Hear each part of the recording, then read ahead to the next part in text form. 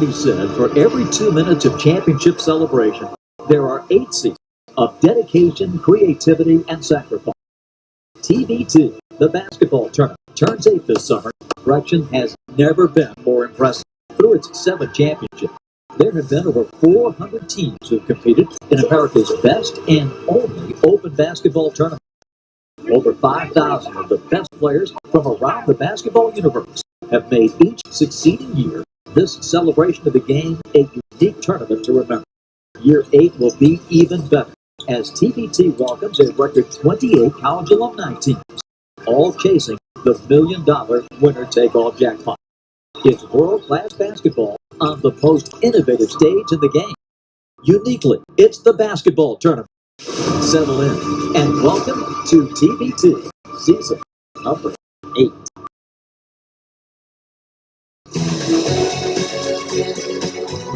And it's the early evening portion of our Illinois region as we get a look high atop Peoria down by the Illinois River. We've eliminated 3 teams here in our first round. This is day number 1 out here in Illinois of our second weekend. The 7th seed, always a brave, the 10 Hoopville Warriors coming up as we're now down to 27 teams left on the chase for $1 million. Unfortunately, they don't give us any. Matt Martucci, the former Liberty Flame, Tim Scarborough. This is weekend number 2 for us, weekend number 2 for TBT. What we like to call the best tournament outside of the NBA playoffs, Scott. It really is, to me. I mean, I think about the other night, the region out in Wichita, the NBA Finals were on, and I was watching TBT.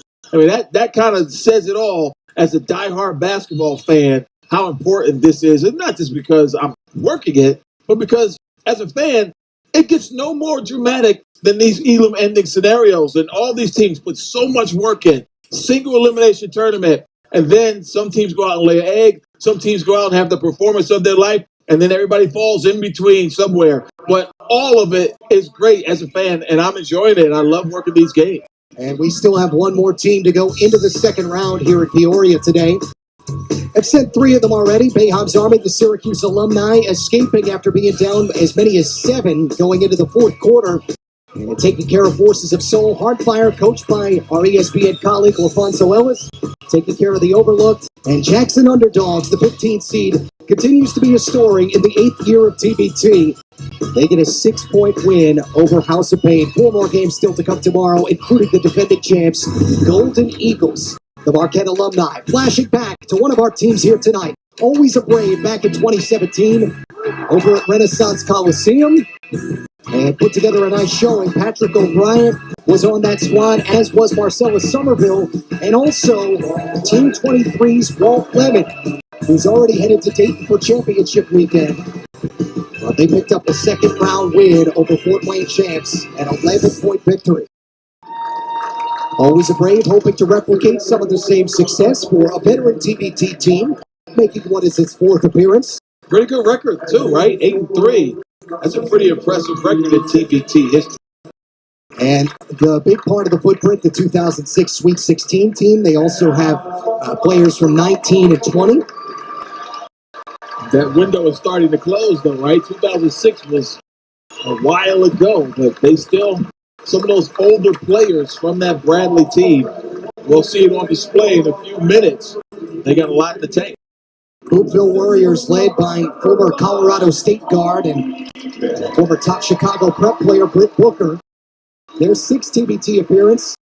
Didn't get in initially to the field, but because of Team Tubby Time having to drop out because of health concerns from this 64-team field, Hoopville Warriors ended up being an alternate team. So they get to compete again now 2 of the last 3 years, but ended up getting all the way to the quarterfinals. Got to the Elite 8 quarterfinals back in 2014. Our starting lineups this afternoon, which are presented by Air Force Reserve. Former Miami guard Anthony Harris and Chicago State's all-time leading scorer Royce Perrin in the Division I era, that is. 2 big names to know, and one more in Tawan Agee, who played for Tim Cluse and Iona. But Hoopville hoping to make a statement Now back in the TBT field and looking for what's the 6th win in their tournament history. Always a Brave. Now Marcellus Somerville, former high school All-American, who's done playing professionally. And the man next to Somerville with the shaved head, Patrick O'Brien, former NBA first-round pick, lottery pick, out of Bradley from that Sweet 16 team. And they are put together by GM Bobby Parker, the SID at Bradley. So it's always a Brave, the white, Hoopville Warriors in what is the blue, here at Carver Arena, the Peoria Civic Center. I'll tell you what, to be able to replace a team with another really good team, it really tells you how far TBT has come from when Always a Brave was first playing back in 2014. One of the original teams. Of course, they have played every single year, but they're one of those teams that's been around for a while. This is AG, who played at Iona and one and done for Hoopville Warriors to start. Darryl Brown Jr., who enjoyed success back in 2020 at Bradley. And he's the first one to get a look for Always a Brave in a very familiar setting for them. Yeah, home court advantage for sure, but you know that always. I mean, the Payne House of Payne team had kind of an advantage too. The Illinois team, University of Illinois alumni, in fact. A lot of orange in here, and it wasn't just the Syracuse as Harris knocked that shot down. But this TBT home court advantage, it means a little bit, as we saw Wichita play their way to the final week. But man, it is tough, man, even if you have that advantage. And out there at Cook Arena, it was electric. And speaking of which, Patrick O'Brien showing some range. Hasn't played in a pro event in a couple of years. Well, he's an NBA lottery pick, though. You know he knows how to do this. He got into town early this past week. We had talked to their GM, Bobby Parker, while we were still down in Charleston in the West Virginia Regional. And they were able to put together a nice camp. And that's so important to be able to get together and build some chemistry, even if it's just for a week or two, and kind of understand what you're going to run, and all to be on the same page. Nice finish. AG beat O'Brien down the floor, and the early lead for Hoopville Warriors. AG, Tyler Junior College, played at Iona, another fine mid-major program that's probably going to go to another level with Rick Pitino, the legendary head coach there now. And Tony Bennett with the back door, giving Always a Brave the lead. Yeah, Tim Cluse had to step down for health reasons. Yeah, Tim really had it going there, though, didn't he? The last several years at Iona. It's a really good program. And Trey Arnold ended up doing an interim year, and then Rick Pitino, the door was open. Says he wants to finish his career in New Rochelle. And why not? He lives on the golf course, Wingfoot, not far away. Yeah, right. Rise up here for Hoopville, but nobody out of the basket for Royce Perrin. He's in his 4th TBT season. He thought that was buckets, man. Yes, he did. Right down to celebrate that they came out of.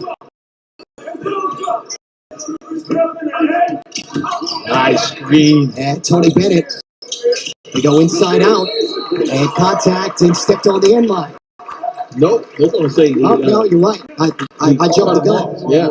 And Marcellus Somerville thought he stepped on it. Instead, it's a foul. And I thought Bennett passed up a layup, and certainly when he kicked out, there was a three-point shot that could have been taken. Foul on Marcus Vann.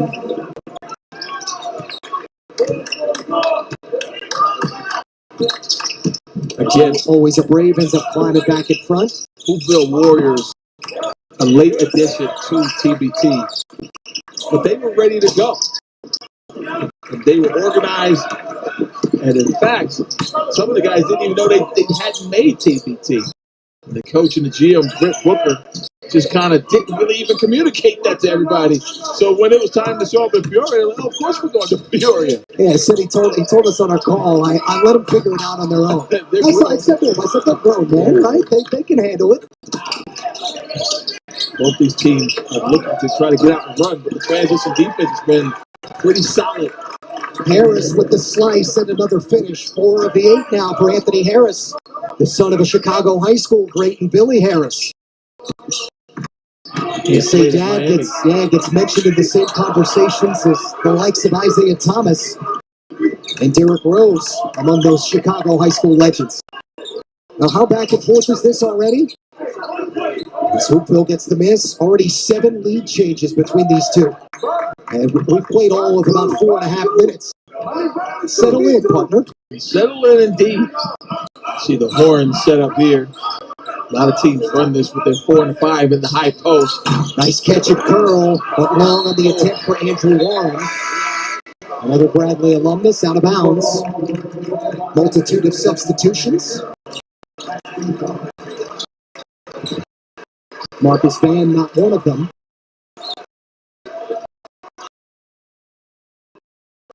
And always a Brave. Getting Max Bufeld out there, former Michigan Wolverine and Indiana Hoosier. Running the flex offense right there. Nate Cannell also newly in. Former sharpshooter for Bradley. He's wearing number 25, guarding the ball right now. Brandon Neal, one of the new substitutions for Chicago Hoopville. Handler. Nice feed from Aubrey McAlpin down low. Fans score the layup +1. Outland threads the needle with a pocket pass. That is a great look. Bouncing it between 3 defenders, really. And it was Marcus Van able to finish in traffic, absorbing that contact, diving to the rim, and keeping his eye up on that glass, getting it off the square. And a delicate smooch for bucket. Good start for Van.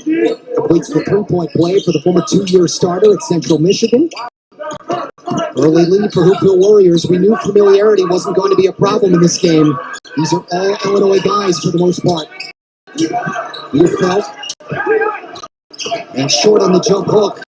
And Van, guess who? Able to clear the rebound. Harris off the outlet. Feed down low to Ancient. And stripped away. Here comes Warren. And broken up quickly. Good take foul by Anthony Harris. A high level back and forth this has been between these two. Hoopville Warriors with the 4-point lead in a game that's already featured 7 lead changes, folks.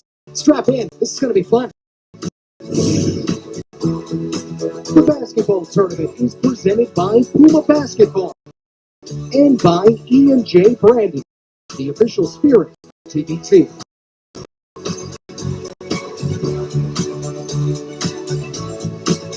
Okay, we're not going to ask for discounts on floor models, demos, or displays. Shopping malls can be a big trigger for young homeowners turning into their parents.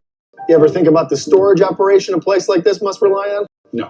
They just sell candles and they're making overhead? You know what kind of fish those are? No. Don't be coy.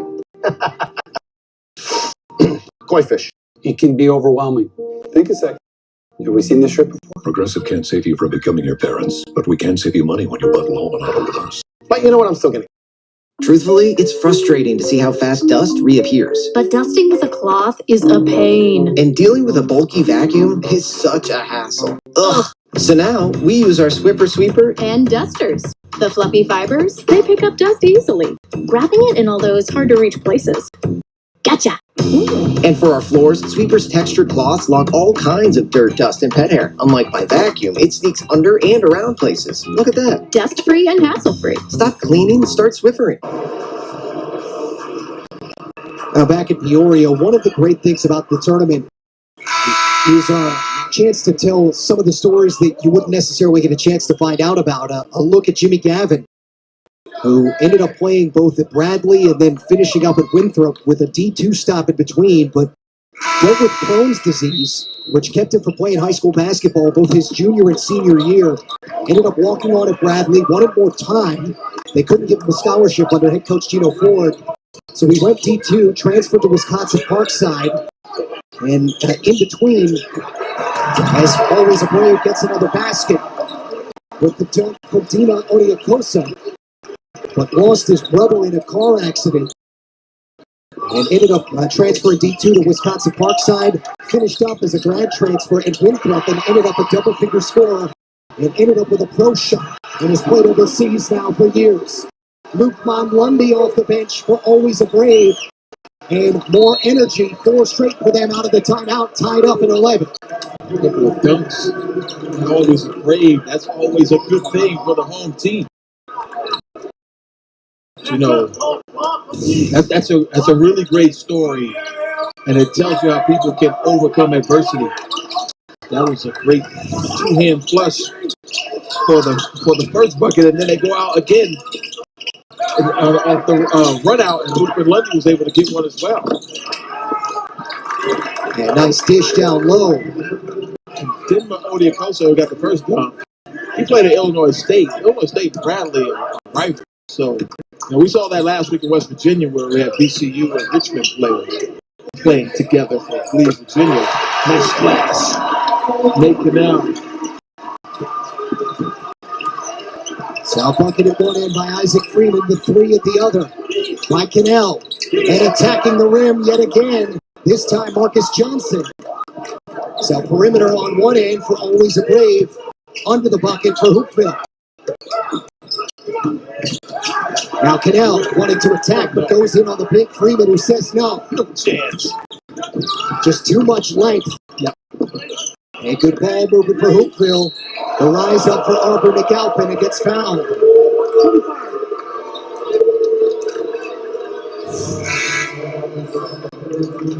You can go to the rim, but you better have some kind of floater or something. You just can't get to the rim when you have guys patrolling the paint like that. Yeah, Isaac Freeman ended up being what was a late addition to this roster.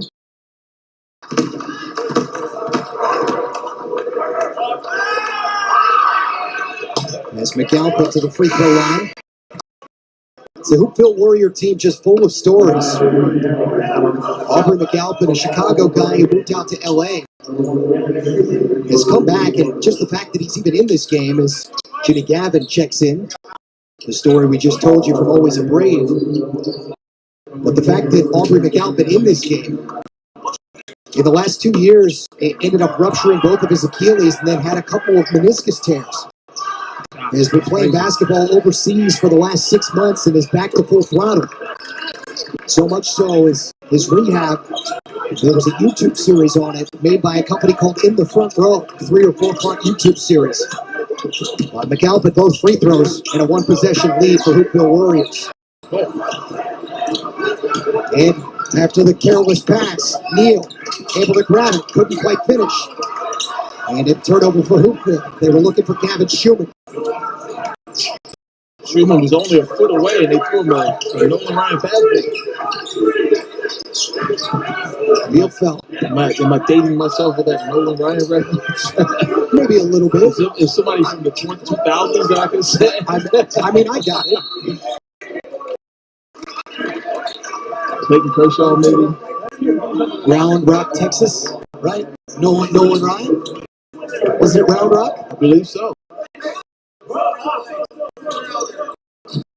3-point Hoopville Warrior lead. It's been a fun pace so far. At one tie, 8 lead changes. Here in the first 7:52 of the first quarter. Catch it curl for Cannell off the inbounds. That's what he does best. And why not run a pin down screen for him to catch it in the corner? That was a great delivery by Nate Cannell. 6 off the bench. He's a youngster too, man. Missed the 2020 NCAAs as everybody did, but they would have made it. Played in the NCAAs in 2019. McAlpin missed the mid-range, attacking the glass, scored the basket, plus the foul for Tawan Agee. This is what you call grown man basketball. At both ends, you can tell that these guys are pros and they understand how to play the game. Pull-up jumper doesn't go, but Agee's second chance opportunity gets it up on the glass and absorbs the contact of the foul. Has a chance to cap it with a free throw. One tournament run in New Rochelle at Iona for Tawan Agee. Tim Cruz got, right? Yep, Tim Cruz. Yes. Unable to convert there. But still, great first quarter for Hoopville Warriors. 53% out of the gate for them. Look at the behind the back for Gavin. Circuses come to Peoria. Jimmy Gavin delivered the pass, and Gavin Schumann blocked the shot. How about that? How about that for trying to confuse the play-by-play guy? On the big guy, Odiakosa. Right. One more attempt for Canal. Looked like it was online, but short. And at the end of one, man, 13 different players between these two teams end up on the board. 2-point lead for Hoopville Warriors. This is fun basketball. Let's talk about family. Oh,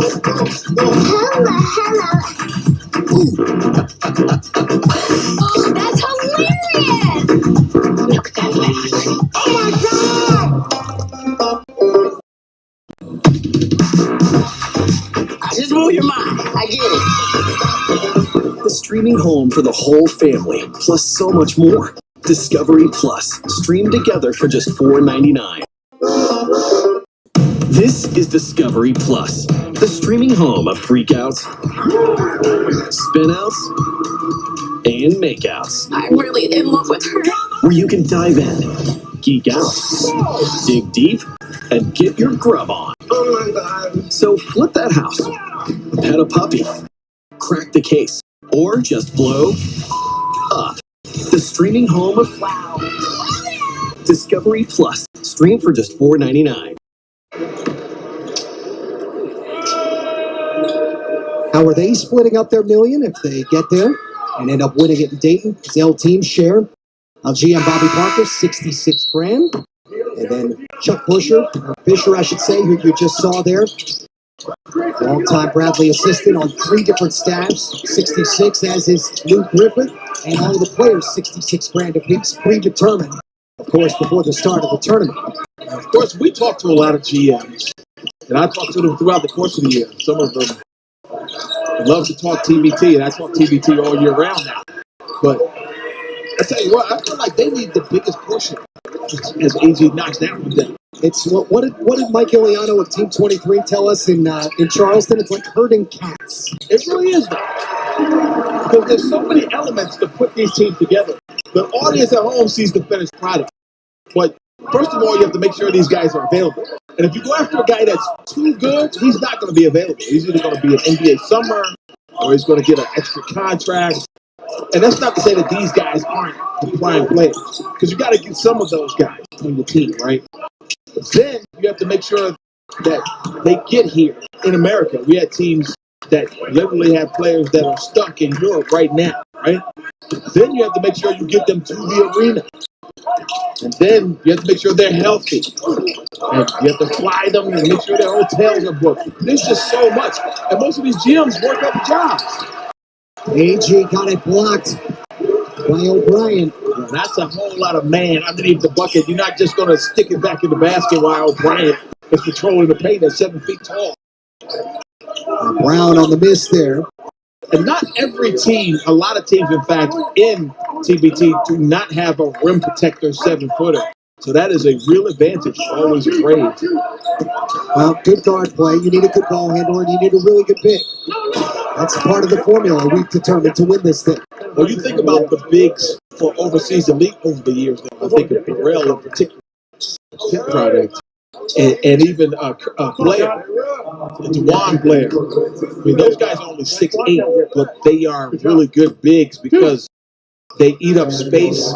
They control the paint at both ends, so they can score inside and out. But you're right, man. You do need bigs to win in this, but guard play dictates how far you go. And Neal converting the first free throw. Largest lead for Hoopville Warriors has been 4. Always the Braves only had a 1-point lead. We've had some great guard play in our regions. Really, the first 2 regions last weekend, but none better than Marcus Keene, in my opinion, from sideline Kansas. they gave him an opportunity. I thought that Buccaneers team was going to eliminate sideline cancer. They had the possession to win, had it in the right guy's hand, and Bradford couldn't come up with it. But when they got the rebound, sideline cancer ran down the other end, and a 27-foot running three-pointer to end it for Marcus Elam, as we call him around here. Marcus Keene, what a great job. Sideline cancer again, making noise here in the tournament, 2021. Yeah, headed to Dayton again under GM Billy Clapper. Beat that East Tennessee State alumni team, those Buccaneers, who Scar just talked about. And they held Trey Boyd to 0 shots that game. Trey Boyd had hit 8 of 10 three-pointers in the first 2 games. The East Tennessee State guard who just graduated 2020. But I tell you what, they kind of took it personally, right? Because people were talking about how good the Buccaneers were and how he was lighting people up.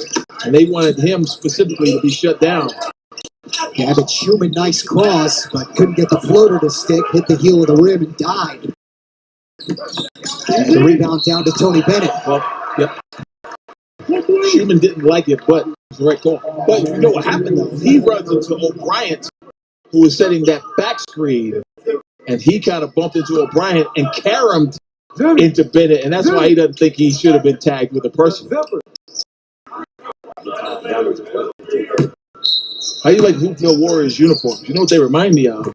Marquette. Yeah, a little bit. The old Al McGuire Marquette from the 70s. National Championship Marquette. How fun was he when he used to call the NCAAs? He was one of the best analysts I've seen. That guy broke the game down, kind of like Hubie Brown does for the NBA on ESPN and ABC.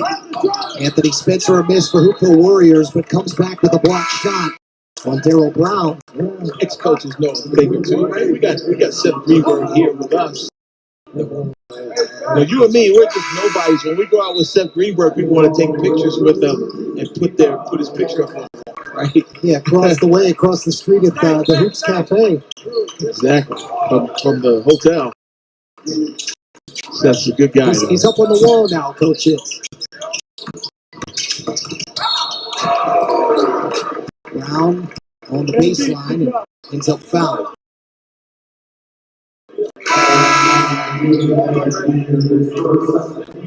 Talking to Hoopville Warrior GM, they felt good about the opportunity to put together a team and get back into this thing. He was a guy who played in the Chicago city limits when Kevin Garnett was in high school. Ty Streets, who was a big-time wideout at Michigan. Yep. Ended up playing in the NFL, but was a basketball star as well. Rick played at Colorado State. Stu Morrow. Harris with the lean-in. Cleaned up. Rick said that Stu Morrow was one of the best offensive minds for basketball he's seen. He said, in fact, the Golden State Warriors run a lot of the stuff that Stu Morrow kind of invented. There feels like there's a lid on the rim this second quarter. The two teams have combined 2 for 16 after that last miss. And it was such a crisp first quarter for both teams, right? A lot of high percentage shots. Not really breakdowns in defense, but really good offense. But now you're starting to see both teams kind of trend back to the mean.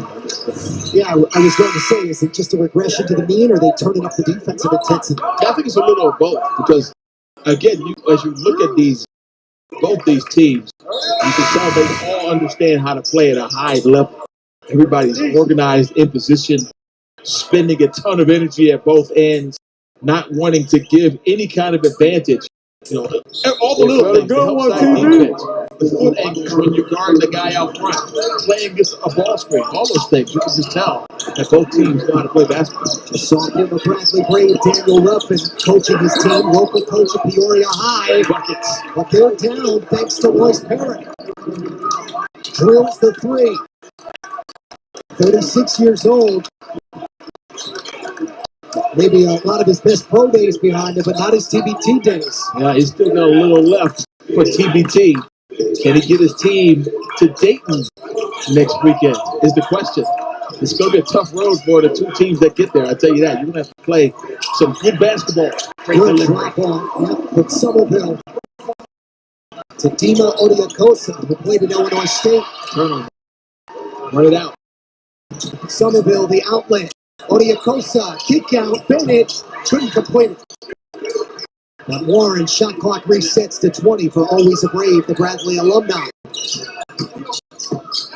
And nice scoop to the cup. It's Bennett, the guy they called Mr. 40 Plus in the Chicago Pro-Am. Hanging 40 a night on a lot of NBA players. Well, he's got an array of shots. That one's nifty with the left hand. Oh, man. And this time it's Bennett with the hand in the cookie jar.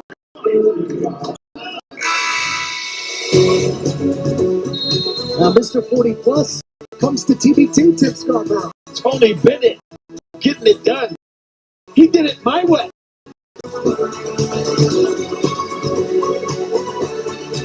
Do we really need a sign to live, laugh, and love? Yes. The answer is no.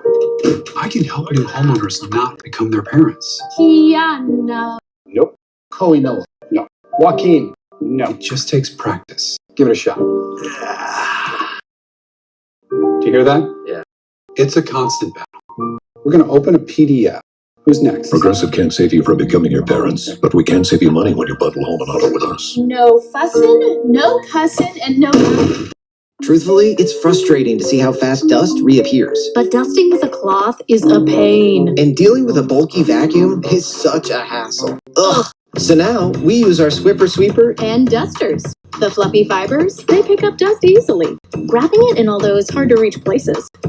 Gotcha! Ooh. And for our floors, Sweeper's textured cloths lock all kinds of dirt, dust, and pet hair. Unlike my vacuum, it sneaks under and around places. Look at that. Dust-free and hassle-free. Stop cleaning, start Swiffering. You hear? Tone there. We're trying to put them to sleep like they doing us down here. They shooting threes. Duck in hard, put the outside hands, feed it. Let's get us a bucket right here. Right? And then now on this end, we gotta keep it up, but we gotta stay smart. All right? Yeah. Yeah, hey, right there, that's the free throws they supposed to shoot, not the layup. Yeah. You slap home. It's In the Huddle, presented by Puma Basketball. Brent Booker, who we talked about, playing a couple years at Colorado State, under what ended up later being longtime Utah State head man Stu Morrill. Extended success. Says they still run a lot of his sets. Stu Morrill's, that is. Hoopville with the 2-point lead, make it 4 off the nice drive from Harris. The usage of the shot fake for Ant Harris gets him right to the cup. Still had to take a tough shot in the paint, but he was able to convert. Played for the Mad Ants in 2015, 2016. He's also a Whitney Young high school guy in Chicago. Jaleel Okafor, Quentin Richardson, DePaul and Duke. DePaul for Richardson, Okafor for Duke, obviously. They both a couple of pros in the 3-letter league. Got a few of those lying around in TBT, don't we? And we were hoping to see one in our last game in Isaiah Cannon. Aaron misses long. And the rebound tracked down by the Bradley alumni, Odiakosa. He's one of the few who didn't attend Bradley. Warren in and out of the 3-point attempt. Warren now 0 for 3 from the field. And this has been an ugly second quarter for the field. Harris changing that, now has the last 5 for Hoopville. And their largest lead.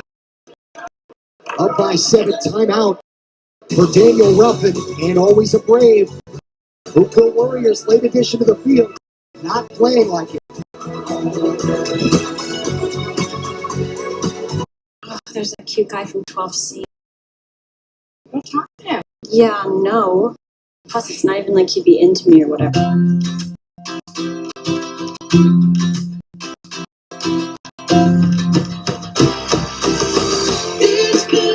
Hi, you just moved in, right? I would love to tell you about all the great savings you can get for bundling your renters and car insurance with Progressive. Oh, I was just... Oh, Tammy, I found your retainer in the dryer.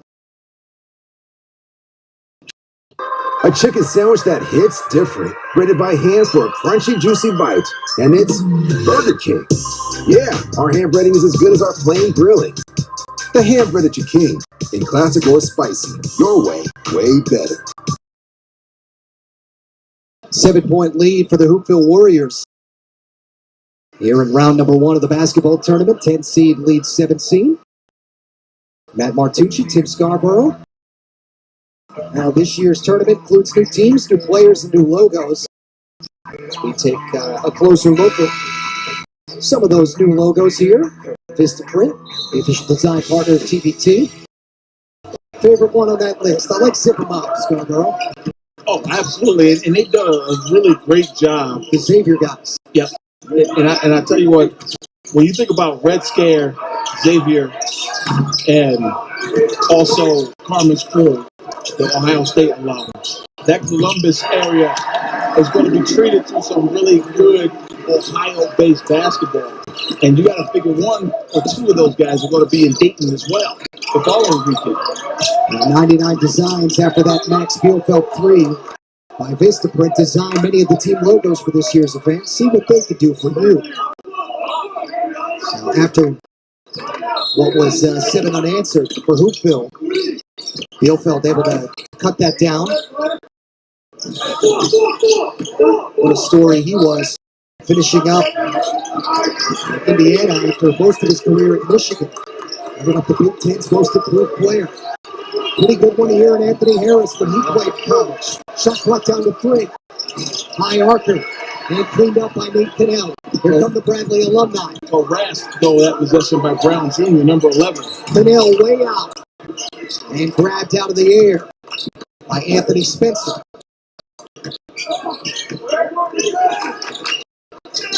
Hoopville very comfortable. Former UMass signee Isaac Freeman, who never played in Amherst, back into the game. The long 7-footer for Hoopville. Derrick Brown with a good look. Andrew Warren cleaning the offensive glass. Kick back out. Brown, second chance. Can't convert that one either. And crashing in and over the back foul on Odiakosa. And they let you crash in there, though. Just like they do in the NBA. They don't call a lot of over the back and things like that. They let you crash with those boards, but that was a little too overzealous there. Brown with 2 cracks at it from the same spot. Couldn't convert. And Denver Odiakosa, who was known for offensive rebounding, crashing into everyone and getting tagged with it personally. We talked a little bit about Daniel Ruffin, successful player at Bradley, but succeeded his dad locally as the head coach at Peoria High. They're actually the first father-son combo to play at Bradley. Ended up getting the job back in April, and initially was listed as a player-coach. But chose, he won't be playing today. Chose to eliminate the player portion of based on that attire, I'm going to say he's not getting in the game. And his nice Puma TBT polo, Brown with a little bit of an armbar to the basket. He definitely cleared the path to the bucket. And Brown finishes the rest. Logistics. 5 unanswered out of the timeout for Always a Brave. Good shot. Neal, nice move, but couldn't get it to stick on the jump hook. Great job of faking the outlet right there. Made everybody jump. Shot clock off, winding down the first half. In a back and forth affair where the pace has just picked up again.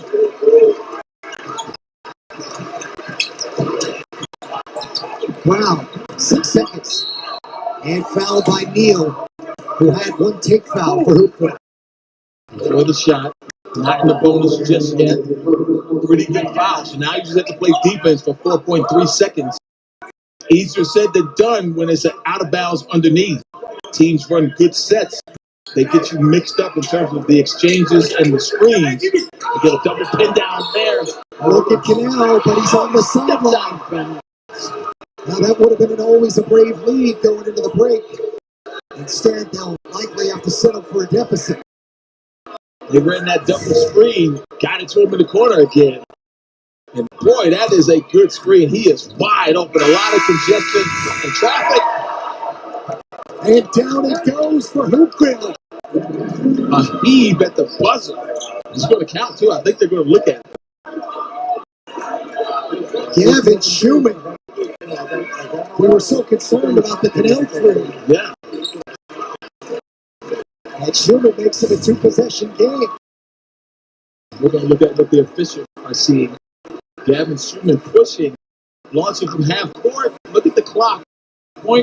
.4, .3. Yeah, he definitely got that off. That's in the air with .4 seconds on that clock. Certainly before the red light goes on as well. That was an easy one for the officials to adjudicate. And in a game like this, where every basket counts, it's been a seesaw battle. Neither team can pull away. That shot is the kind of shot that could be the difference in the ball game. Always a brave finish with 5 of the last 8. But Schumann with the big 3 to finish out the first half. We'll have highlights and plenty more. 10 seed Hoopville trying to move on. The late addition to the field. What a pace so far. This is fun.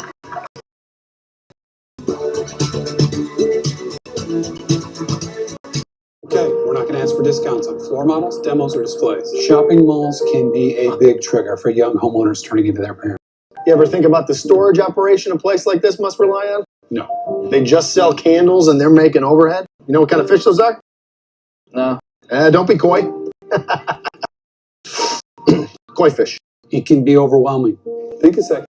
Have we seen this strip before? Progressive can't save you from becoming your parents, but we can save you money when you bundle home and auto with us. But you know what I'm still getting? Imagine diving into the biggest closet in the world, packed with your favorite brands and styles at unbelievable prices. Welcome to ThredUp, the world's largest online thrift store, with over 50,000 new items every day at unbeatable prices. Madewell from $9, Anthropologie from $13, Coach from $25, Nike from $6. From these racks right to your door. Check out the app and see for yourself. Enter code NEW for up to an extra 50% off your first order at thredup.com. Well, as it stands, we're down to what's 27 teams left in the basketball tournament 2021 edition. One more will get eliminated here. One of these two teams, that's one more today. Hoopville Warriors with the 5-point lead on the Bradley alumni, always a Brave. While we're out here in Illinois, Columbus going on as well. This is our second weekend of TBT.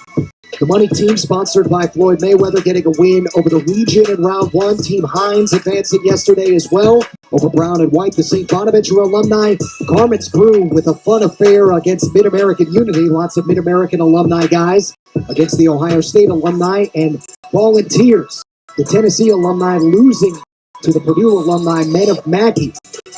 Category 5, who have Muggsy Bogues' son, right? Shannon? Against Red Scare. Both of them picking up wins today. And Red Scare, the Dayton alumni.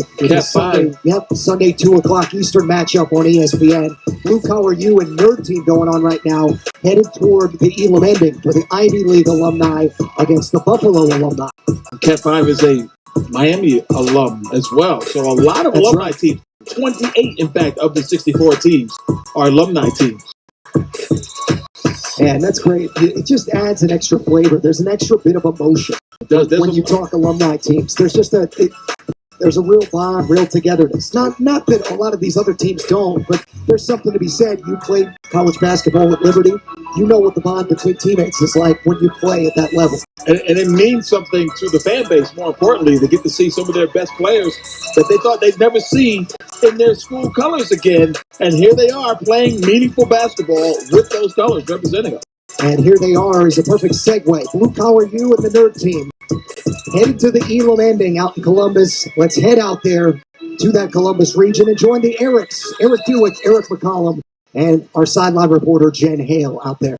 The Nerd Team's been switching screens a lot. Clark attacks. Jordan, hot hand. Can't continue. Remember the bonus we talked about. On 4 fouls. Free throw and the ball. Near steal. Right. May have shuffled the feet. He did. And that was all created from Jordan's defense. He got out in the lane. He got a deflection, earning those hard hat points, and almost came up with a steal and had a big man trying to create and got a little bit out of control.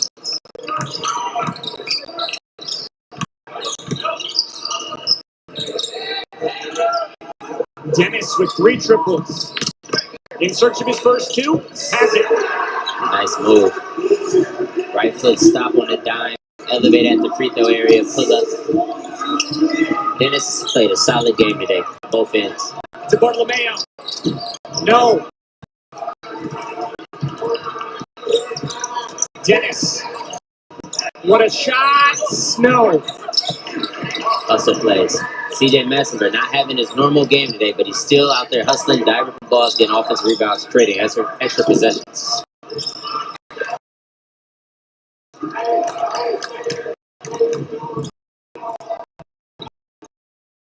Workman won a national championship at Amherst. He's got a double-double, 19 points, 10 rebounds. Kendrick. Deep three. Bullseye. No hesitation. Big shot by Kendrick. A lot of confidence. And a 1-point game out there, +7 versus +6 to get to the Elam. They'll eliminate another one out there, as will we here.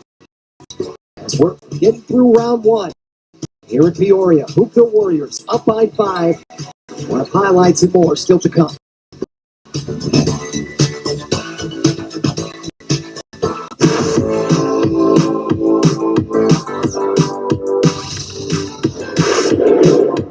I gotta make you mine.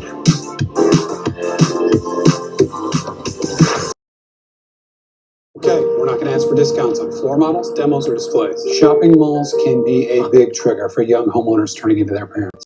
You ever think about the storage operation a place like this must rely on? No. They just sell candles and they're making overhead. You know what kind of fish those are?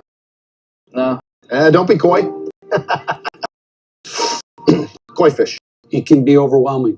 Think a sec. Have we seen this strip before? Progressive can't save you from becoming your parents, but we can save you money when you bundle home and auto with us. But you know what? I'm still getting.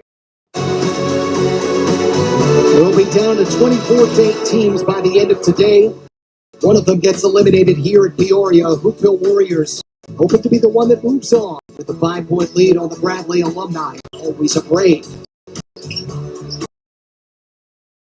Courtside here with Tim Scarborough, Matt Martucci. If you're wearing a blue jersey right now, things are going pretty well, whether you're here or in Columbus on Blue Collar U. Yeah, and you know, it's a difference between, it's a 6-point swing right before the end of that half. You think about the three that Cannell hit that was white. So you take 3 off the board. And then you add 3 to that half-court shot. And instead of having a 1-point lead, the Always a Brave team went down 5 going into the locker room. So that's a really big difference going into the locker room. Let's see if that momentum plays out here in the third quarter for the Hoopville Warriors.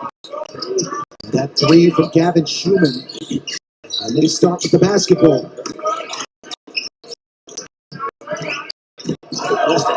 Van, who had a pretty good first half, lost the basketball. AG tie up and was trying to spend a timeout. And trying to tell our crew that that's what he was looking for. So we have always a Brave with the basketball. We have a combination of FIBA rules, NBA rules, and NCAA rules. There, it's the NCAA alternating possession. So I wonder if we'll start going to the NBA jump ball rule, where you have an actual jump ball every time there's a tie-up. So you see the rules. 4 9-minute quarters, but really it's 32 minutes because we cut the clock off at the end under 4-minute mark to get to the Elam ending scenario. And you get 6 rhythm. And you get 6 fouls instead of 5. So that foul trouble usually isn't a factor in TBT basketball. Tony Bennett cutting this down to a 2-point game. Nice backdoor bounce. Schumann cut into the goal.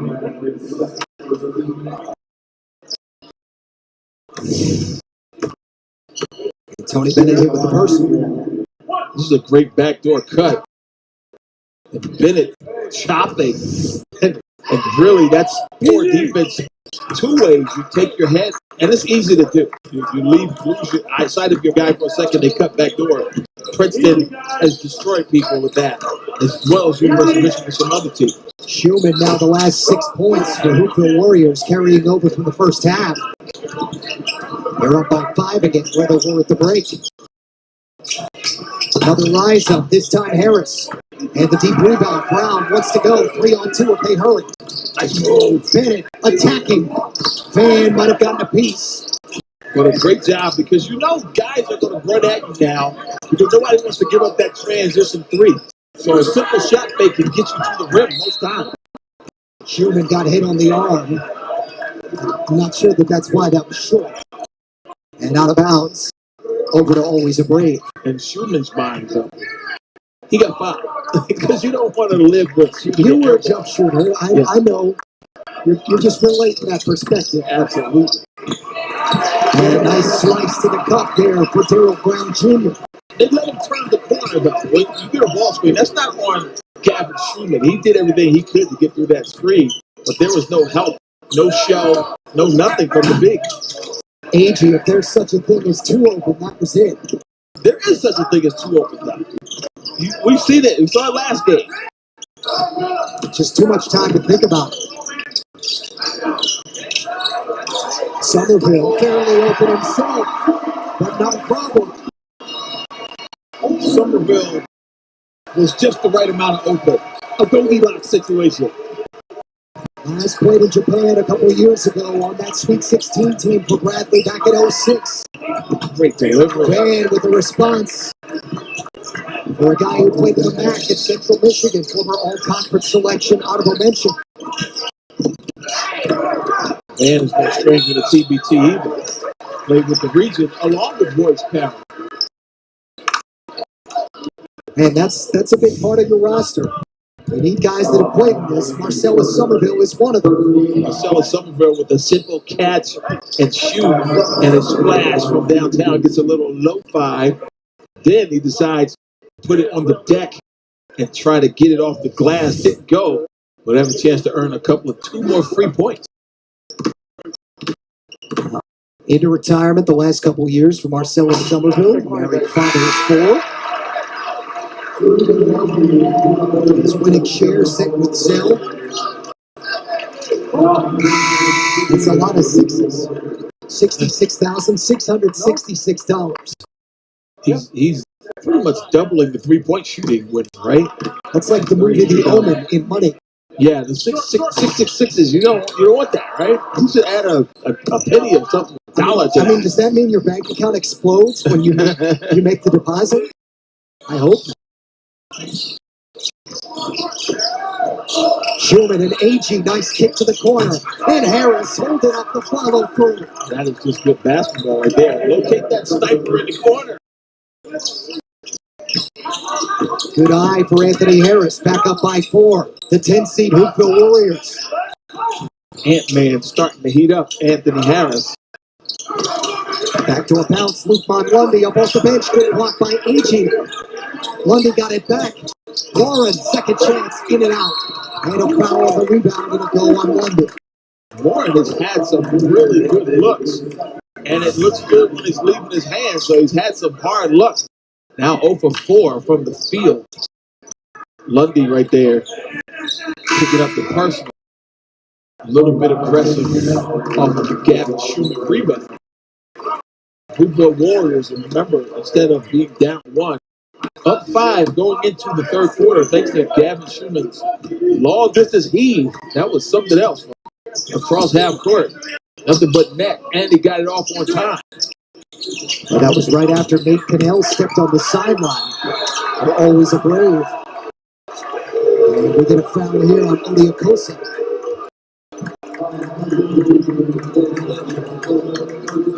He's got 3 now.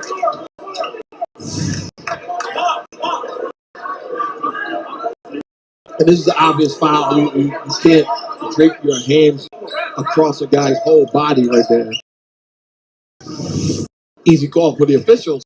It's amazing some of the calls that get contested by the players. Zip tie across the chest. Yeah, I mean, it's a clothesline. You want to get away with that, and those same guys that want to get away with that do not want you to get away with that at the other end.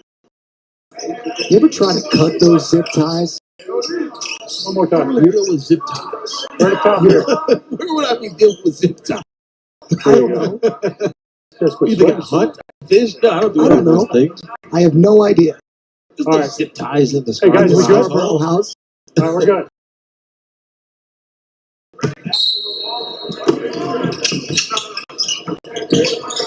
Nice job by our officiating crew. Schumann with the shovel and the kick out for Spencer. Takes the pass there.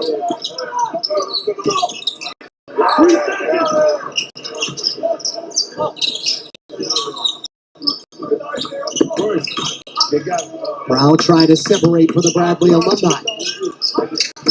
Somerville, the good job creating his own shot in the corner, but missed. Harris right to the goal, and that's nothing. Out of bounds. Harris lost that ball. Well, so did I. Nonetheless, they would take possession. Jimmy Gavin back in, as is Max Bielfeldt. Brown sits down, as does Marcellus Somerville, pictured right there. And that story you told about Jimmy Gavin overcoming adversity, man. These are just so many great stories in TBT. He's certainly one of them. Didn't even play in high school. So the middle position. And there's Cannell. This time, Cannell makes sure both his feet are on the playing surface. That one counts. How about almost 45% from three in college for that guy? Remarkable. As always a Brave, the Bradley alumni back to within a possession. That's what you call a dead-eye shooter, right? To be able to shoot that consistently. 9 off the bench for him. All 3 have been threes. Bielfeldt with the hustle play. Down into the arms of Gavin. Filling the lanes. Lundy. Kick out. Cannell. Wants another. Oh, and can't get it. Bielfeldt cleaning the glass.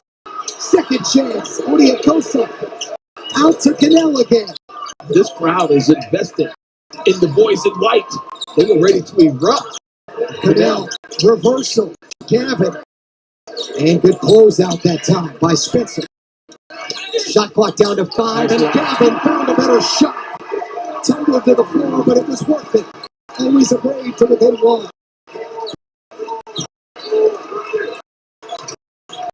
Oh, that's a foul hit. What a possession, though. You can feel the energy level starting to swell with this always a Brave team executing at the other end. Jimmy Gavin, who's battled Crohn's disease, kept him from playing high school basketball, has his team to within 1 here at TBT.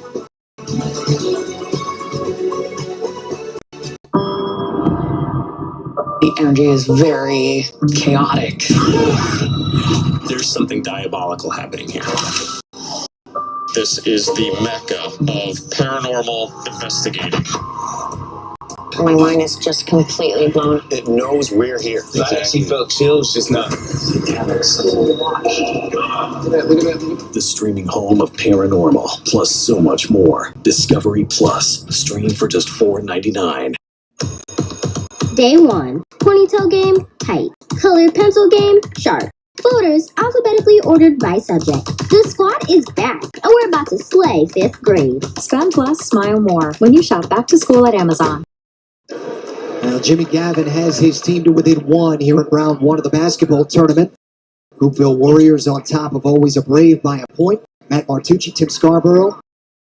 If you don't necessarily know somebody that has Crohn's disease, you might not know what exactly folks who have it go through. It ends up affecting the lining of the digestive tract, can sometimes cause pretty life-threatening complications. All kinds of abdominal pain. And if you don't treat it properly, sometimes Scar can lead to cancer. It's another reason that Jimmy Gavin, just a remarkable story here at the tournament. The fact that he's on a floor playing basketball and playing it on a pro level. He can't do that. He looked like he tried to pass the ball, which means he can't be the first person to pick it up. Darryl Brown got the handoff for Cannell. And Always a Brave is back in front. Matt, people who live with chronic pain, I mean, that's just psychologically, it's just so frustrating for them, whatever that pain is. Well, it hits home as Edmond Jr. knocks down the 3. James Edmond Jr., who plays professionally over in the country of Georgia, overseas. Gives Hoopville Warriors the lead back. But Bobby Parker, the Always a Brave GM, and the Bradley Sports Information Director, said it's a story that hits home for him personally because he also deals with it. McAlpin drawing a foul. As we wind down the 3rd quarter, a reminder, stay tuned for late in the 4th, our Elam ending. Elam ending, you don't want to miss it, but great job driving the ball by, this really the whole day by Chicago Hoopville Warriors, getting in the paint. When you get 2 feet in the paint, that defense collapses and you have to stop that guy from scoring, which leads to opportunities on the perimeter usually.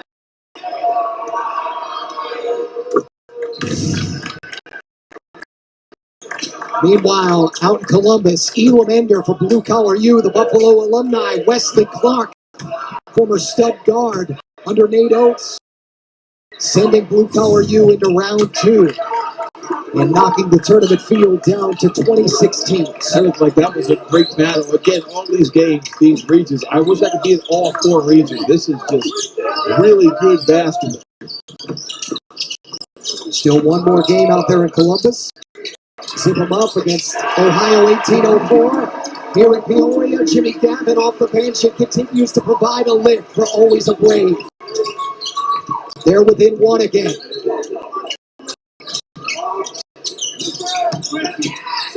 Rise up for Edmond Jr., who had a big 3 before. Second chance opportunity. Cash. And delivering. Guess who? Parent. They haven't called his name that much, Royce Parent. But really, Schumann makes that happen, though. The guard goes in there and gets a big offensive rebound and an immediate kick out. There goes Parent again. On the secondary break. Using the screen, Aubrey McAlpin, score it, plus the foul. The Hoopville Warriors kind of remind us of Team 901 in Memphis back in 2019, which is a late addition, and they gave that Memphis team all they wanted before fouling out. But McAlpine gets hit across the line and still, across the arm, I should say, still able to get himself to the line and draw the foul and knock the bucket down as well.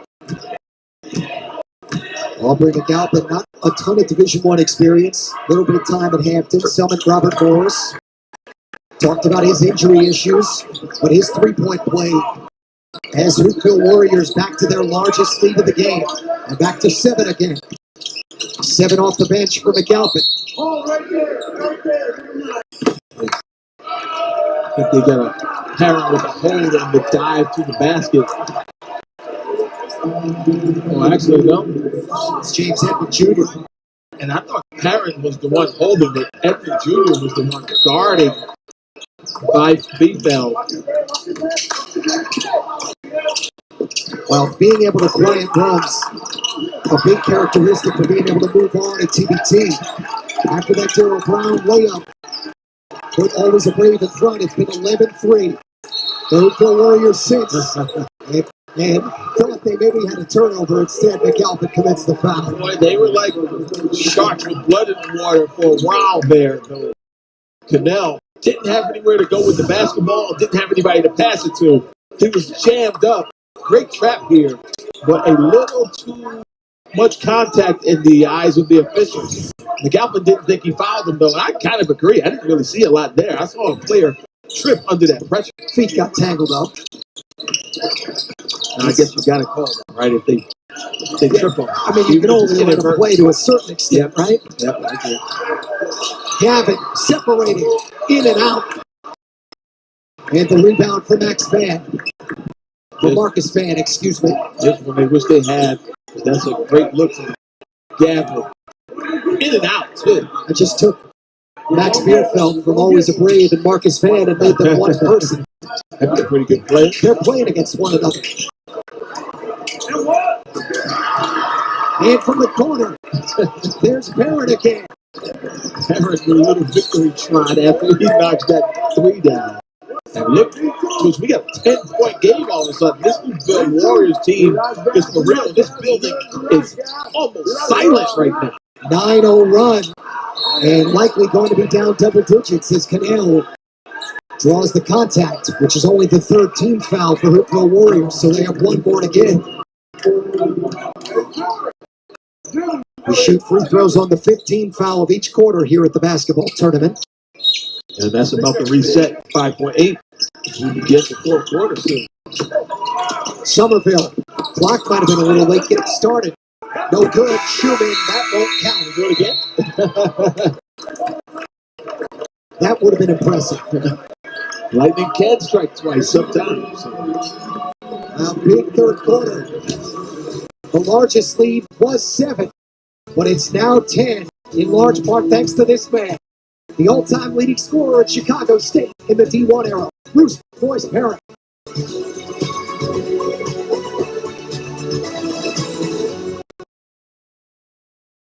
All right, guys, no insurance talk on beach day. I'm down. Yes, please. Don't get me wrong, I love my RV, but insuring it is such a hassle. Same with my boat. The insurance bills are through the roof. Be cool. I wish I could group my insurance stuff. Like the house, the car, the RV. Like a cluster. An insurance cluster.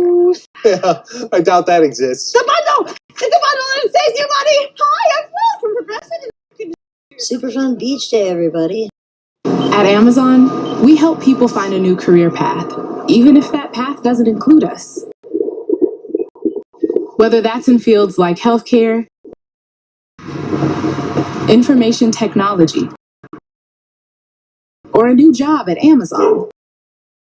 By covering up to 95% of their tuition, we've helped educate over 40,000 Amazon employees for the future, wherever it may take them. The basketball tournament is presented by Puma Basketball. Our turning point brought to you by E&J Brandy and the National Urban League. Let's take a look.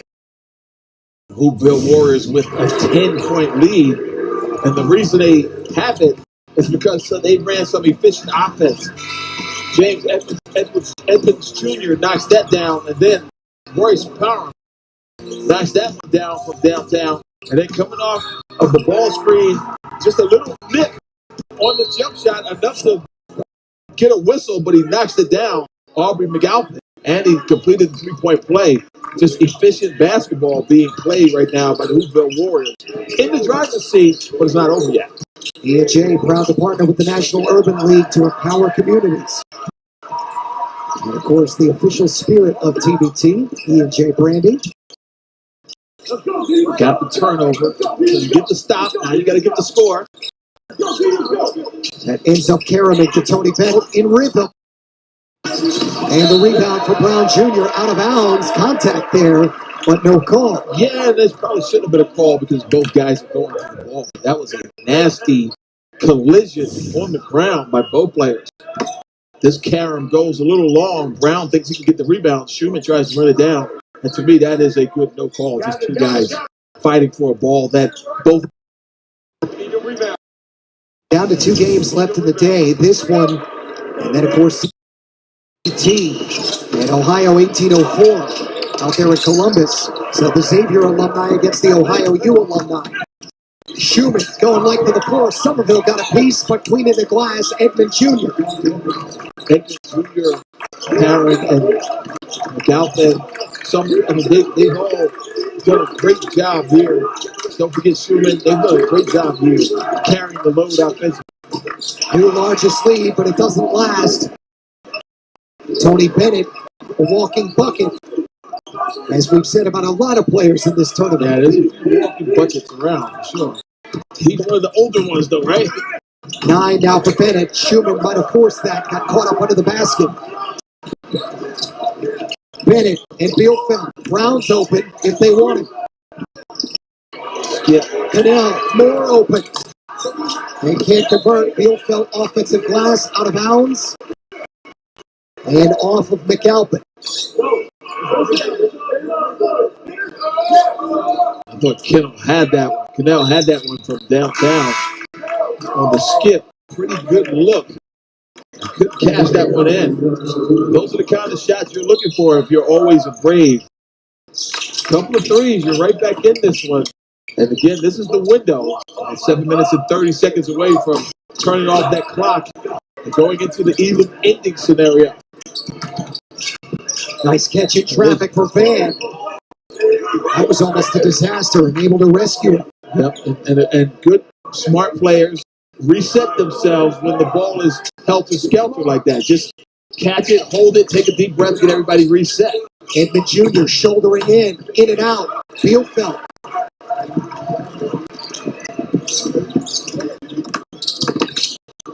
Brown taking up lots of real estate under the basket. The reversal, Bielfeldt contact. For the shot. And a foul on Marcus Van.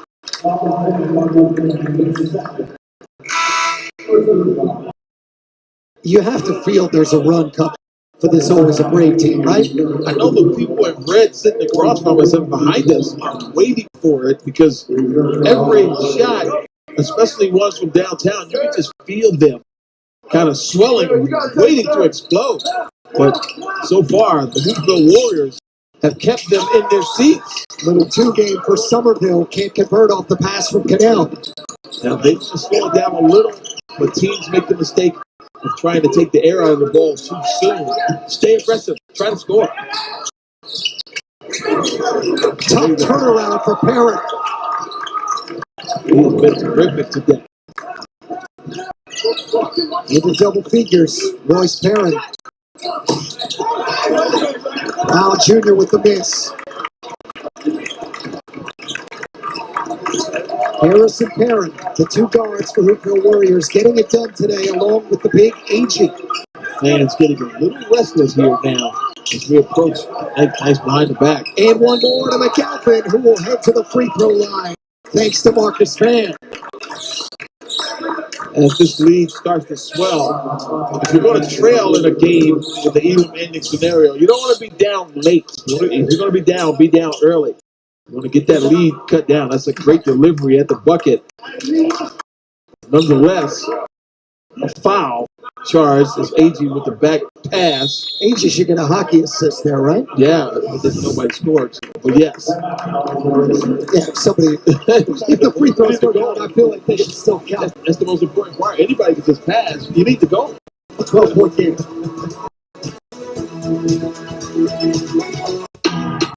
This is gonna get messy.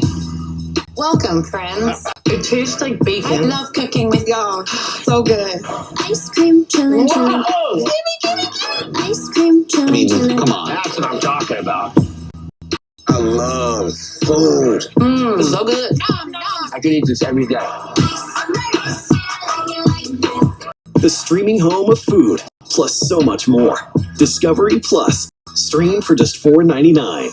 Imagine diving into the biggest closet in the world, packed with your favorite brands and styles at unbelievable prices. Welcome to ThredUp, the world's largest online thrift store, with over 50,000 new items every day at unbeatable prices. Madewell for $9, Anthropologie from $13, Coach from $25, Nike from $6. From these racks right to your door. Check out the app and see for yourself. Enter code NEW for up to an extra 50% off your first order at thredup.com. Now, fans younger and older, hoping for a Bradley alumni run. Always a Brave, the 7th seed, in danger of being knocked out here in the round 1 of the basketball tournament, the Illinois region. The Hoopville Warriors, a group of friends that go all the way back, for some of them, to 6 years old, with a 12-point lead. Yeah, they, again, still in the driver's seat, chance to add to that lead. But most importantly, they have made it tough on Always a Brave at their at Always a Brave's offensive end. There's not been a lot of clean looks. And when they have had clean looks, the late contest has been enough for Always a Brave to miss the shot. First free throw down from McAlpin. If you look over at Britt Booker, the head coach of the Hoopville Warriors, you wouldn't know his team is up 13. I will say that, GM's head coaches, the expression doesn't typically change, no matter what's happening, right? That's true. That reminds me of Jay Wright. When he won his first national championship, he didn't even react. Remember? He just went bottom. That last second shot by Chris Dickens. We were talking about Jim Valvano last night. The late Jim Valvano looking for somebody to hug. Yeah. At the end of theirs. In the 1983 national championship, original Charles. A tip dunk at the buzzer. Yep. To upset the Houston Cougars. And Derek Whitberg, I should say, Sidney Lowe was also on that team. Yeah, Whit was the one that shot the 47. Yes, he did. Airball. Luke Monlundy to the free throw line. Bit of a cult hero here at Peoria. His winning share set with Zell. Again, all those sixes. $66,666 for the former hero of the 2020 Valley title game that would have gotten them to the tournament. He actually wins time for the pandemic. He's going to need some holy water or something, right? To go along with those sixes. He won't care, though. That's a lot of money to count. Yeah, that's a blessed share. Yeah, that's a blessed share for sure. Long way to go, though. Nice find under the basket. AG from Van Store at +1. These are what you call proverbial nails in the coffin. There's always a Brave teetering on destruction here now. This league continues to swell at the worst part of the game. Great backdoor cut. They lose AG, and he is fouled, and he finishes. It's trash. This floor is proving to be problematic if you're from Illinois. House of Pain earlier, knocked out by the 15th seed Jackson Underdogs. You're from Illinois and you're a higher seed, I guess. Yeah. Hoopville Warriors. As well. Yeah, they're Chicago counts, right? They're okay. A couple hours away. Yeah. The 7-footer and former NBA player Patrick O'Brien back in to try and stop some of this bleeding. And throws it away. No, that was tipped. That was tipped. He didn't have a good angle. But they would have talked that way too. There's no way that ball wasn't tipped. O'Brien is older, but he can still throw a 10-foot pass out to his teammate without it sailing over his head like that. And it definitely was tipped. It changed direction. That's how you can tell. Well, if you're always a Brave, you need the most impressive 64-second run in the history of 64-second runs. And it starts with O'Brien. But they need to do more of that. Back to the basket, throw it on the block. They have a decided advantage there with O'Brien, I think. He scored early on. Yep. That's the first time he scored since. He's played 12 minutes. He really had a shot. Yep. Van, O'Brien got a piece. Have to capitalize inside of 5 minutes. Definitely need to cash it in here. Somerville. A lot of steps. O'Brien. Wide open. 5 straight. And here they come. Now we said it needed to be impressive. How's 5 points in 34 seconds? It's a nice little stretch, but it's got to be more impressive than that now. And if you're Hoopville Warriors, you can even take a 30-second shot clock violation just to get into the Edom ending scenario. I'll take an 11-point lead in Edom all day, all night. Aaron, once blood, not the best decision. Shot too soon, I agree. Now, there's always a Brave one more. Canal does. It has it. And there we go. You have opened the door. And now you just want to stop this clock. And I would have bet the ball did stop it, but they decide to call it. But that's 3 points they probably should not have had they not taken the early shot. And again, Edom ending scenario, strategy is very important. I know they have a nice cushion, but sometimes these things come back to haunt you. Set that target score up at 74. But it's a much better situation than it was just over a minute ago. O'Brien with 1.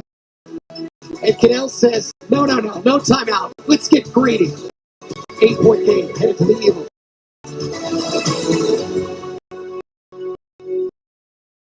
Okay, we're not going to ask for discounts on floor models, demos, or displays. Shopping malls can be a big trigger for young homeowners turning into their parents. You ever think about the storage operation a place like this must rely on? No. They just sell candles and they're making overhead? You know what kind of fish those are? No. Don't be coy. Koi fish. It can be overwhelming. Think a second. Have we seen this strip before? Progressive can't save you from becoming your parents, but we can save you money when you bundle home and auto with us. But you know what? I'm still getting. Imagine diving into the biggest closet in the world, packed with your favorite brands and styles at unbelievable prices. Welcome to ThredUp, the world's largest online thrift store, with over 50,000 new items every day at unbeatable prices. Madewell from $9, Anthropologie from $13, Coach from $25, Nike from $6. From these racks right to your door. Check out the app and see for yourself. Enter code NEW for up to an extra 50% off your first order at thredup.com. Now Patrick O'Brien, and always a Brave, an 8-0 run to make this an 8-point game, headed to the Elam Ending. Target score set at 74. Time to take a look at our hustle play, brought to you by E&J Brandy. Well, the one-time lottery pick has made it interesting, to say the least. A nice block And then a stroke from downtown. He had another shot where he got a 2 in that stretch. An 8-0 run, but great hustle by O'Brien at both ends. And be sure to visit E&J's website. Watch the Hustle Series featuring TBT teams and players. Plus 16 for Always a Brave, plus 8 for Hoopville Warriors to get there. I thought should have been a kick ball. And it will stay with Harris and Hoopville.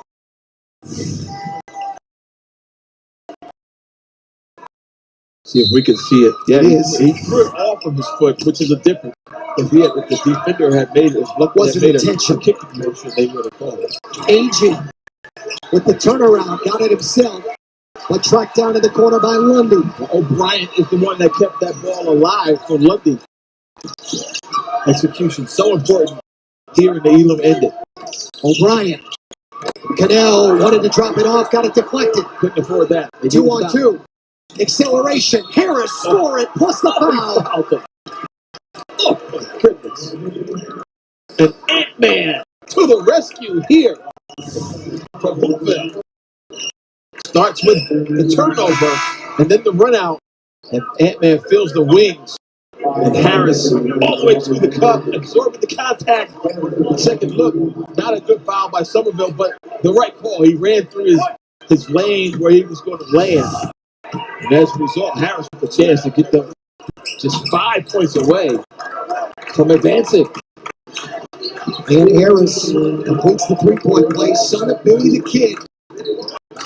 The guy who Slam Magazine called the best playground basketball player ever. That was Ant Harris's dad in Chicago. Passed away, what was 11 years ago. Bennett to the goal. And free throw line trip coming from Tony Bennett.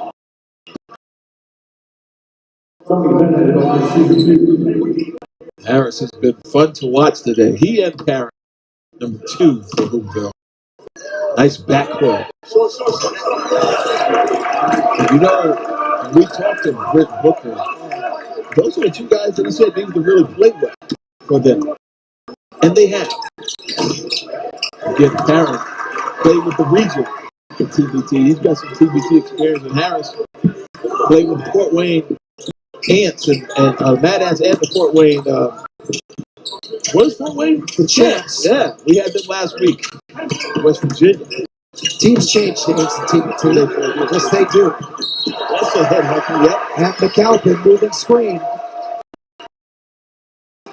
Bennett popped right up. He took the shot. So after the 1 of 2 for Bennett, this is what happens. You set a screen. Sometimes you set a screen on your handoff. Not really a ball screen.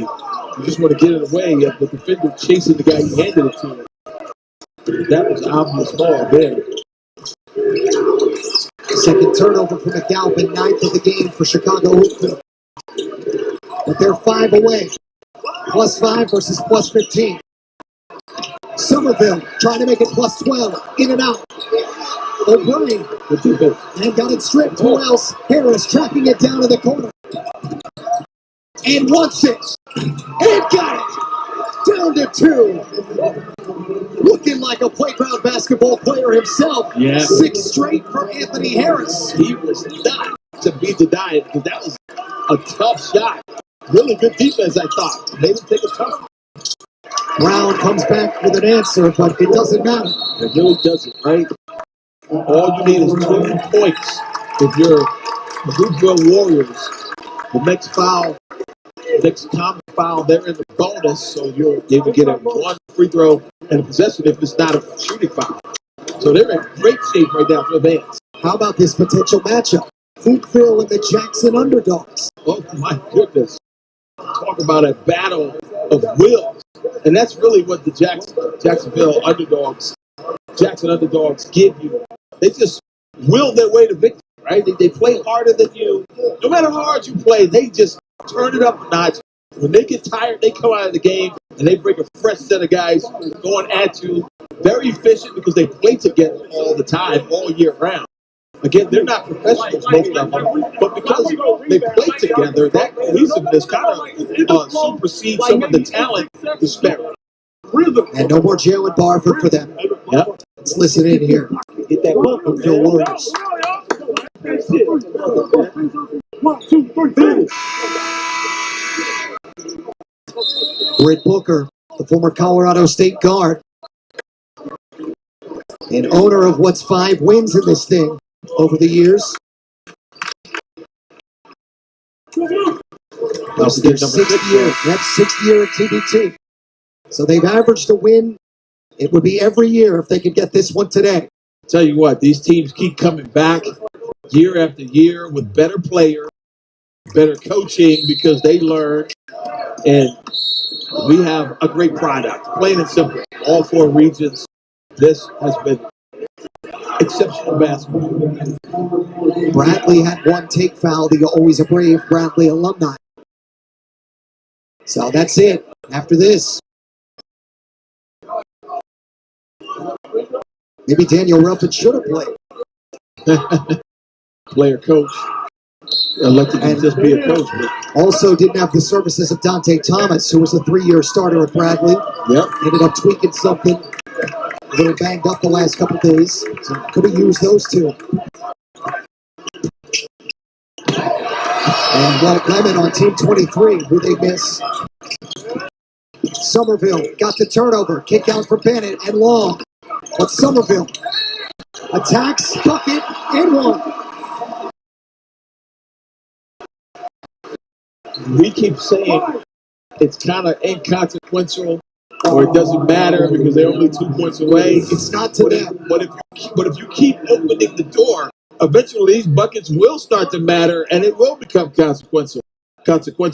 But Somerville right there, a nice stick back off of a tip basketball that he found, puts it in, and he gets a foul.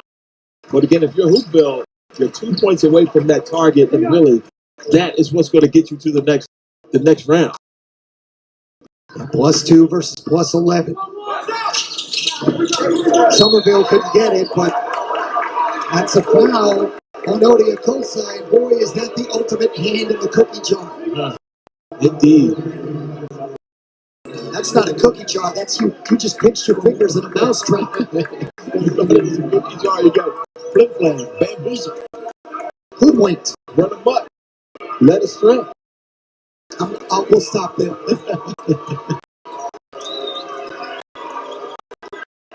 And the free throw for AG. 1 away, the Hoopville Warriors from moving on to round 2. And it's costly to foul in the elite once you get the bonus because just giving up 1 free point and you still have to play defense. It is, man, it's just really tough to overcome. Now you want to take bets on Harris to take the final shot? I think he wants it.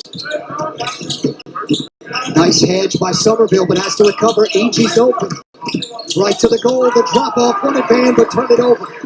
+11 for Always a Brave, the Bradley alumni. Brown trying to make it +9. Instead, AG and his teammates +1 away. Harris, acceleration, lost it again. Somerville, run out. Herring on the challenge. Somerville with the rim. The door is still open. Yes, it is. It's the 8-point game. They're only 9 points away. That's 3 possessions if you hit 3, right? 3 possessions, 3 threes, 3 stops, right? 3 stops, 3s, yeah. Herring leading in and out. Here comes Always a Brave. They're still alive. It's 1 stop. Now go get your 3. They were down 8 when this started. It's 8 again. Somerville attacking. Oh, right at the goal. That's stuffed by the rim. He wanted a foul, but I think he just got himself off balance. Look at this. Harris almost backed it in. And Brown got fouled. He's going to the line to make this a 7-point game. We get a free throw here. He has a chance to make them 2 more points closer to that 74-point target that we see on the top right of our screen. This is a long launch. So far down, but it doesn't go for Harris. And then they commit the bonus foul. So now you're going to give up a 3-point potentially to Always a Brave. And he missed it. That would have helped their cause for sure. Would have made them 8 points away, which is where the Hoopville Warriors started this scenario, right? And a timeout.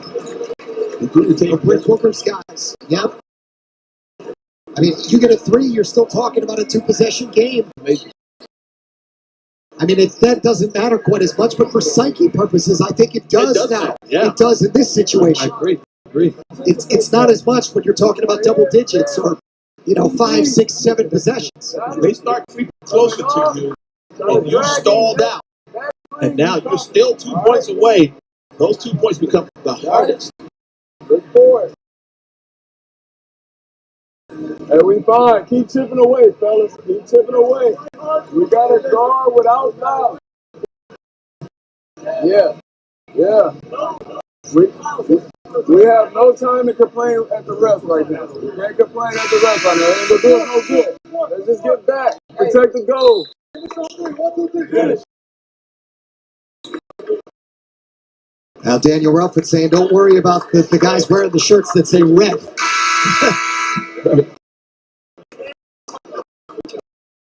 As a player, I never worry about the guys who are officiating. I worry about controlling what I can control. Daryl Brown, Tony Bennett, along with Odiakosa, Canal, and Marcellus Somerville. Somerville and a blocking foul. Oh, wow. So you disagree or agree? I don't know, Tim Scarborough. Look at this forearm here. So he puts it on the deck. Yeah, I understand what you saw, but the chicken wing doesn't use it to make space. He was trying to. It was a basketball. Well, and now that I see it again, AG leans in first. Correct.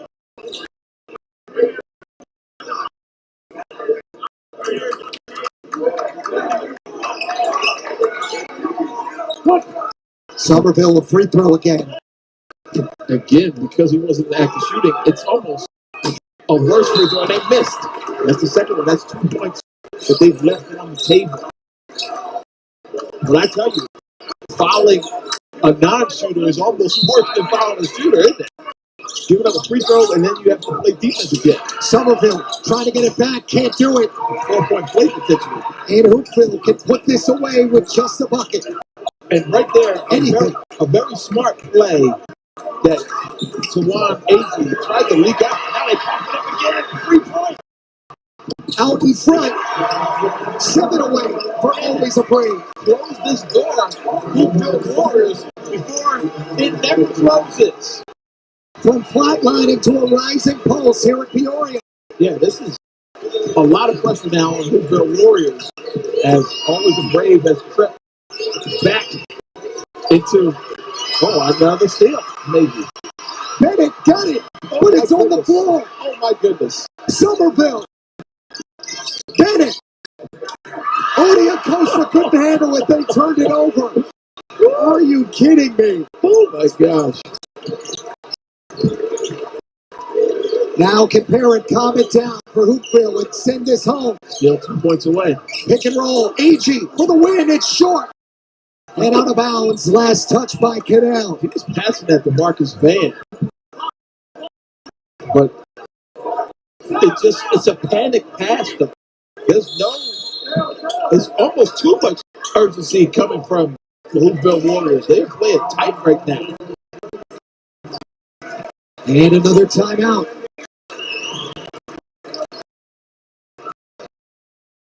There's a lot of people in this building that believe the guys in white are going to win. Wow. Marcellus Somerville. In Japan, a 71% free throw shooter, was almost 77 in college. He missed. Daryl Brown was a 78% foul shooter at Bradley. Into the Hoopville huddle. When they bump, they ain't finna give us that. Let them call. We gonna keep turning that ball. Hey, we turn it over. Let's get back on team. Bring us on 3. Bring us on 3. 1, 2, 3.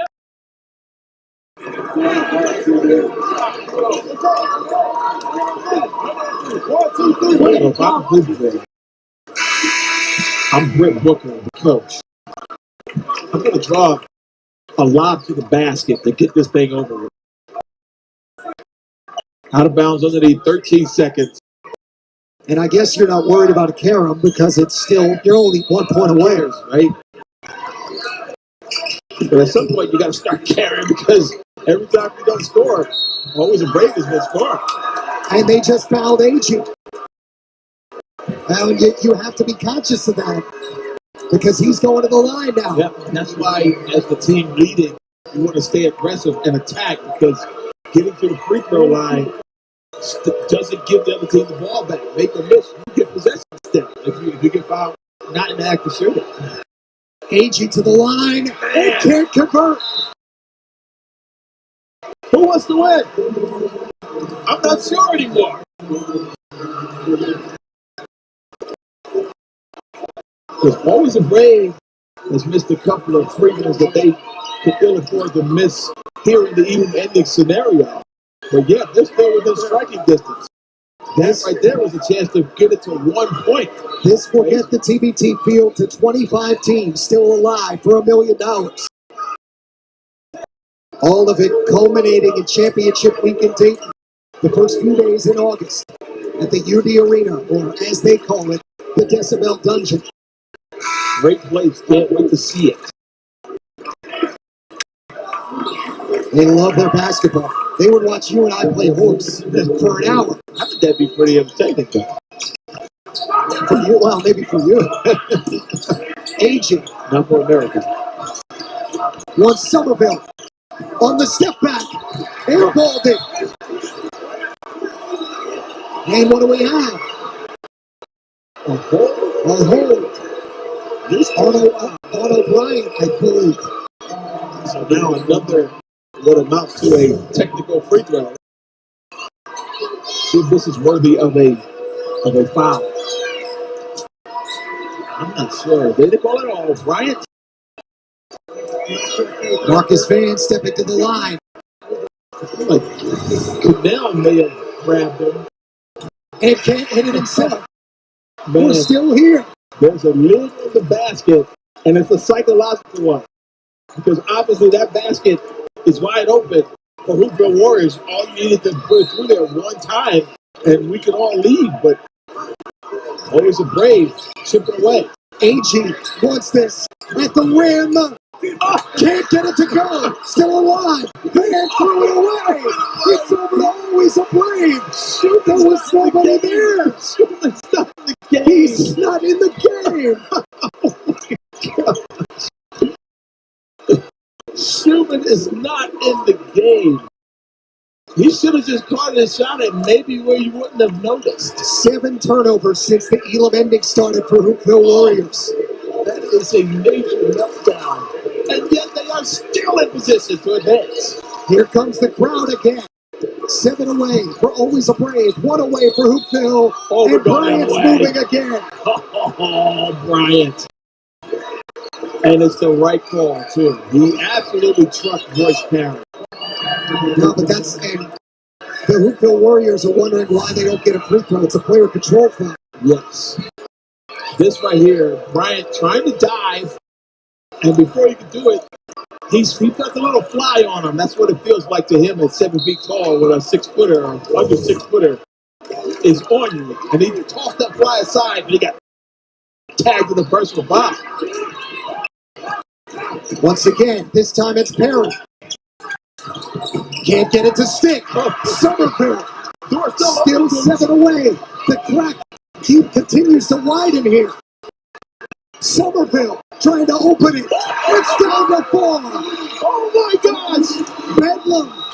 All of a sudden here in Peoria. 1 away for Hoopville Warriors. 4 away for Always a Brave.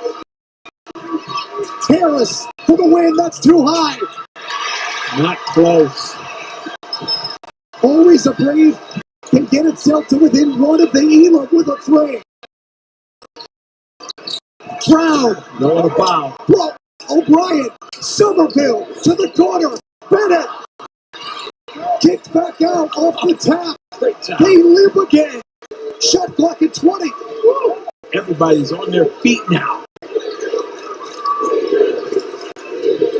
Brown for the tie. We've got it. We've got it in Peoria.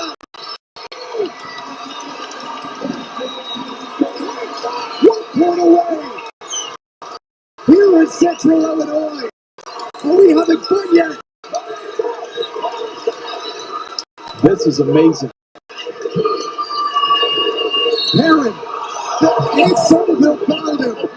Oh my goodness. If he wins on this free throw, what an anticlimax. This comeback was aided and abetted, let's not get it twisted, by Hoopville Warriors' poor play at the offensive end. But give always a brave credit, and this bumping foul may seal it. Can't hit it from the guy who once hit 19 free throws in a game against Missouri, Kansas City. Do you think it's not pressure, folks? I know people are looking at home saying, why can't they hit a free throw?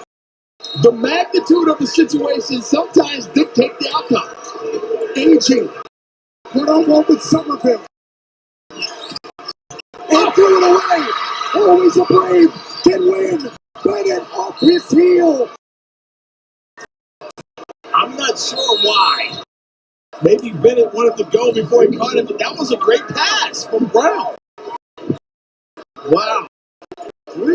All those inconsequential scores and layups we talked about are now very consequential thanks to the poor play at the offensive end by a team that had been rolling, Hoopville Warriors.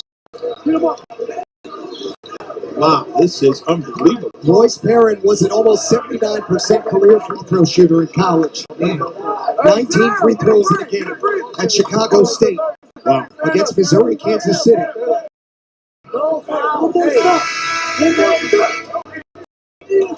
Hey, we got an opportunity. We in the game, fellas. What? A stop in a bucket is what we preach. A stop in a bucket. A stop in a bucket. Score stop mentality, or in this case, stop score mentality. Next basket wins. And that's the thing about the Elam ending. When they take the score off the top right corner and put next basket wins. This is playground basketball. We're tied. We need to stop. You need to stop. Who's going to take that big shot and make that big shot?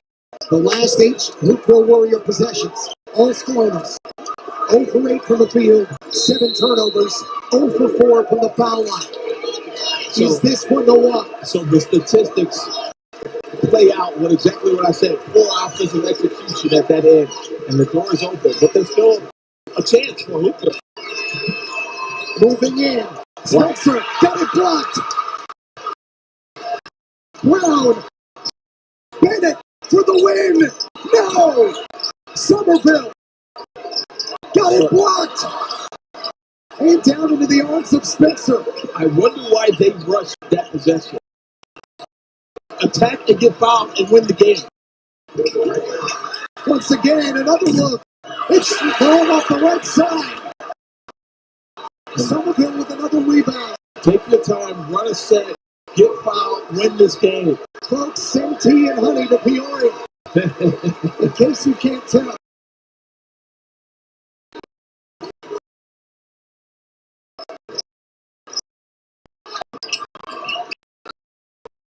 Shot clock down to 6. Bennett, Mr. 40 plus for the win. Can't get it. These people are ready to run and rush the court right now. Start of the Elam ended down 8. Next basket for the wins. Herron. Spencer. No. Close. AG. No again. He got fouled. He got fouled on that one. But they don't want to reward this poor offensive play. Play on, baby. Timed basketball does not compare to what we're experiencing now, folks. This is extraordinary.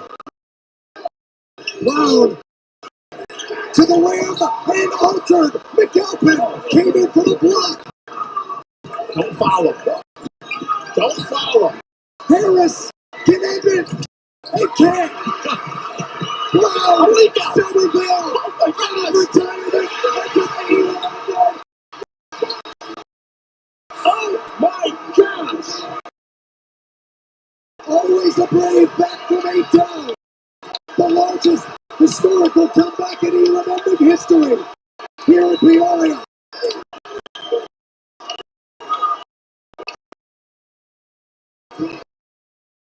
How about storming the court in TBT? Does this mean something to these people?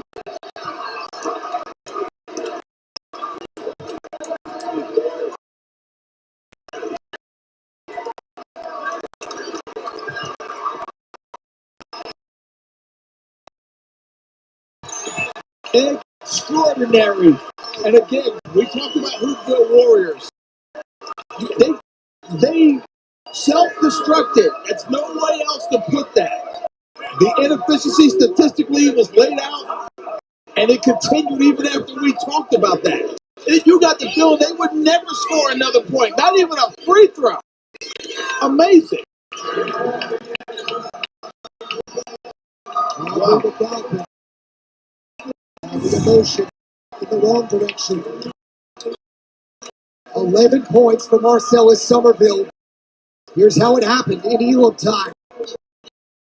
A leak out, and you wonder why more teams don't do that, Tooch. Especially when you only need one bucket and you're up big. Maybe Chicago Hoopville Warriors should have did that about 10 to 15 minutes ago. Now Peoria High School, right here in Peoria for Marcellus Somerville. One of this city in central Illinois. It's one of their favorite sons. 2 years ago in Japan, the last time he played professionally, and throwing the placard up on the board. 11 of his 17 points during Elam ending time. Give always a Brave a ton of credit, though, because they did play the defense, and they did get the stops, and they did make the shots. And this crowd did spur them on, and nobody gave up on them. And as a result, they're heading to the next round. 30 possessions of Elam time. What it took to finally lock this up. Somerville with the layup. By comparison, that Jackson Underdogs game where they knocked House of Pain out, one more look at Somerville again. Only 11 possessions of Elam time. And nobody likes it more than that young man. They rushed the floor at TBT. It's come to that. Amazing. And it sets up a matchup of the Jackson Underdogs and Always Afraid. Wow. What an evening setup that's going to be to finish out Monday night.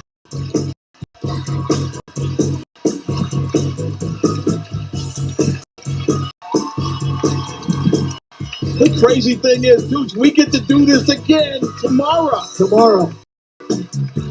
Provided we can find a honey pot and lots of lozenges. I may need a stunt double. Boy, what an evening for Marcellus Somerville and Bradley. The Bradley alumni, Always a Brave.